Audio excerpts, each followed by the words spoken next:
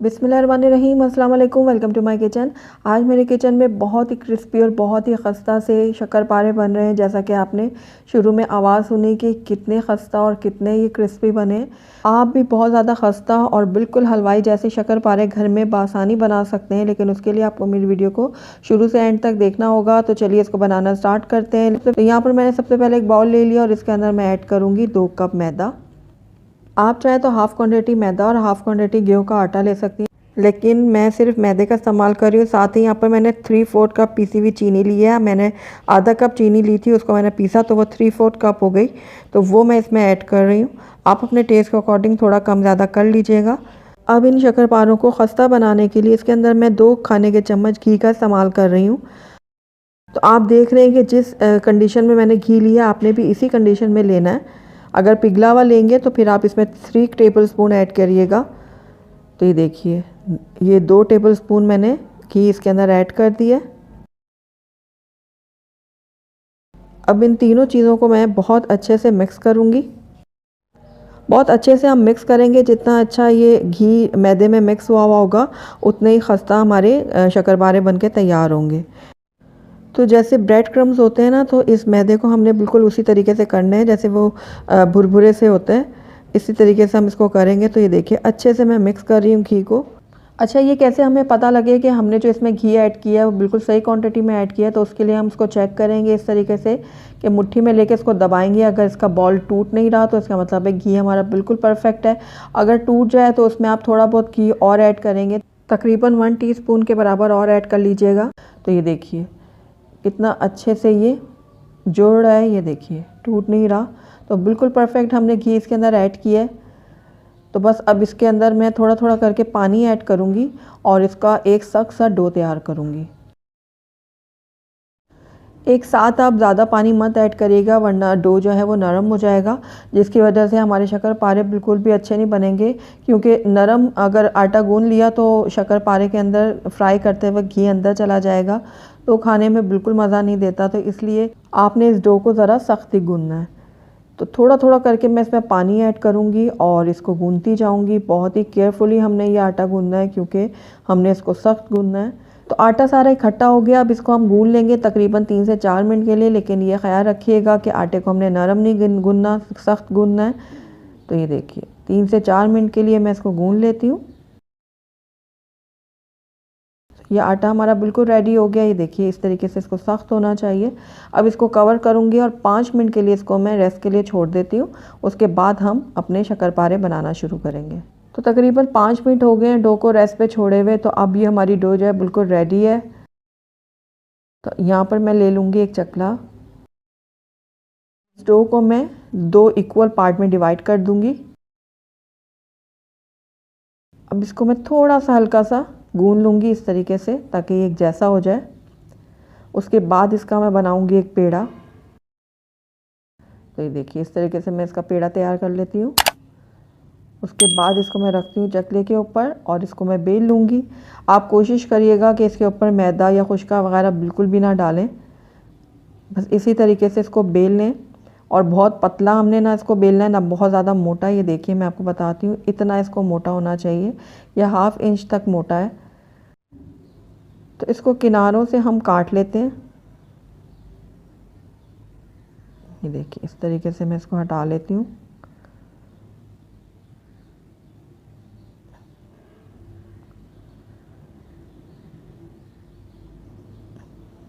इसको हम बाकी की डो के साथ इस्तेमाल कर लेंगे। उसके बाद 1-1 इंच के हम इस तरीके से इसके कट लगा लेंगे। उसके बाद आड़ा करने के बाद इसको मैं स्क्वायर शेप में काट रही हूँ। आप चाहे तो डायगोनल शेप में भी इसको कट कर सकते हैं। तो ये देखिए, छोटे छोटे से हम इसके पीसेस कर लेते हैं और इसको इस तरीके से होना चाहिए। देखिए, इतना मोटा इसको होना चाहिए। ये देखिए, तो बिल्कुल इस तरीके से आपने भी करना है, बहुत पतला इसको नहीं बेलना। तो अब छुरी की मदद से मैं इनको इकट्ठा कर लेती हूँ। तो आप परेशान मत होइएगा कि ये जुड़ गए हैं। आप जैसे ही इनको गर्म ऑयल में डालेंगे तो ये सारे के सारे खुद ब खुद खुल जाएंगे। तो ये देखिए, आइए अब इनको हम फ्राई कर लेते हैं। तो यहाँ पर मैंने कढ़ाई में ऑयल गरम करने के लिए रखा हुआ था, तो ये मैंने छोटा सा टुकड़ा डाला है मैदे का। जैसे ही हमने ये मैदे का पीस इसमें डाला है तो आप देख रहे हैं इसमें हल्के हल्के से बबल बने हैं, फिर उसके बाद ये आराम से ऊपर आया है। बस इतने ही हमें ये गरम चाहिए तेल। तो इसको निकाल लेती हूँ इस पीस को मैं। उसके बाद मैं अपने जो शक्करपारे हैं वो इसमें ऐड करती हूँ। बहुत ज़्यादा गरम भी तेल नहीं होना चाहिए, वरना ऊपर से तो इसमें कलर आ जाएगा शक्करपारों में, लेकिन अंदर से वो कच्चे रह जाएंगे। इसलिए हम ऑयल को मीडियम गरम करेंगे, बहुत ज़्यादा तेज़ गरम नहीं करेंगे। तो देखिए कुछ ही देर में आप देखेंगे शक्करपारे जो हैं वो खुलना शुरू हो जाएंगे। ये देखिए आराम से ये एक दूसरे से अलग हो गए। ये देखिए, तो बस मीडियम आंच पे इनको हिलाते जुलाते मैं गोल्डन और क्रिस्पी होने तक फ्राई कर लूँगी। तो कुछ ही देर बाद आप देखेंगे कि शक्करपारे जो हैं हमारे फूलना शुरू हो जाएंगे। ये देखिए ये कितना अच्छे से फूलना शुरू हो गए शक्करपारे। तो बस अब इनको मैं फ्राई कर लेती हूँ गोल्डन और क्रिस्पी होने तक। तो ये देखिए अच्छे से गोल्डन कलर आना शुरू हो गया शक्करपारों में। ये देखिए, लेकिन ये एक टोन थोड़ा सा कम है, इनको हम थोड़ा सा और फ्राई करेंगे। तो लगातार चम्मच चलाते हुए मैं इनको फ्राई कर रही हूँ मीडियम आंच पे। तो ये देखिए अब बिल्कुल रेडी हो गए हैं हमारे शक्करपारे। निकाल लेती हूँ इनको एक छन्नी में मैं। तो ये देखिए कितने ज़बरदस्त से हमारे शक्करपारे बनके रेडी हुए हैं। ये देखिए अब इसी तरीके से मैं बाकी के भी शक्करपारों को फ्राई कर लूँगी। तो चलिए अगले बैच को भी हम फ्राई कर लेते हैं। तो इस तरीके से हिलाते जुलाते हम इनको फ्राई कर रहे हैं। और ये देखिए दूसरा बैच भी हमारा बिल्कुल रेडी हो गया। इनको भी मैं निकाल लेती हूँ बाहर और उसके बाद इनको मैं आपको सर्व करके दिखाती हूँ।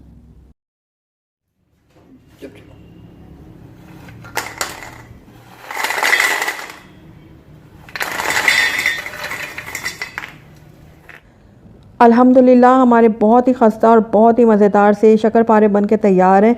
बिल्कुल हलवाई स्टाइल में बने और बहुत ही टेस्टी बने। और आपने देखा कि कितनी कम चीज़ों के साथ कितने खस्ता और बिल्कुल हलवाई स्टाइल हमने शक्करपारे घर में बना लिए हैं।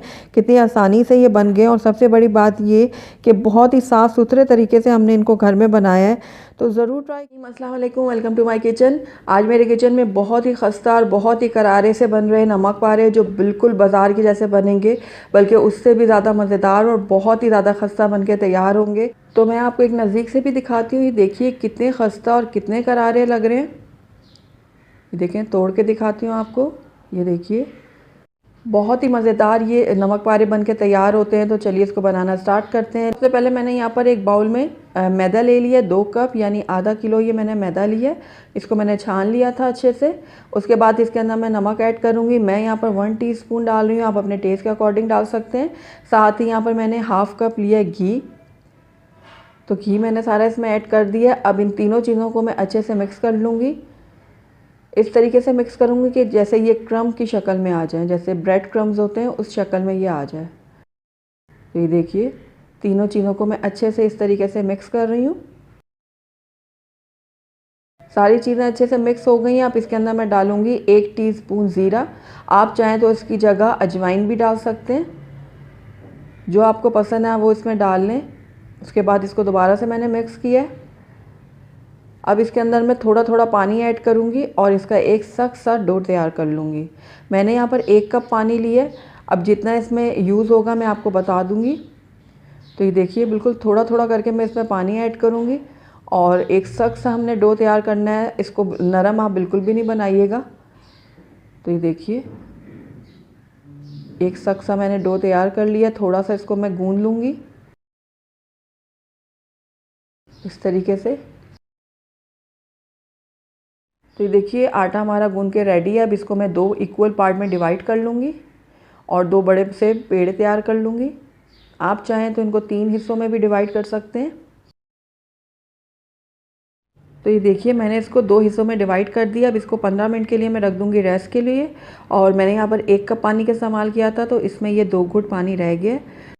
तो 15 मिनट का रेस्ट देने के बाद अब हम इसको बनाना शुरू करते हैं। तो यहाँ पर मैंने एक बोर्ड ले लिया है और इसके ऊपर अब मैं एक पेड़ा उठाऊंगी और थोड़ा सा पहले मैदा डस्ट करूंगी हल्का सा। उसके बाद ये पेड़ा रख के इसको अच्छे से बेल लूँगी। हमने ना इसकी बहुत ज़्यादा मोटी रोटी बेलनी है और ना बहुत ही ज़्यादा बारीक, बस नॉर्मल सी एक रोटी बेलेंगे। तो ये देखिए अच्छे से फैलाते हुए मैं चारों तरफ से इसको इस तरीके से बेल लूँगी।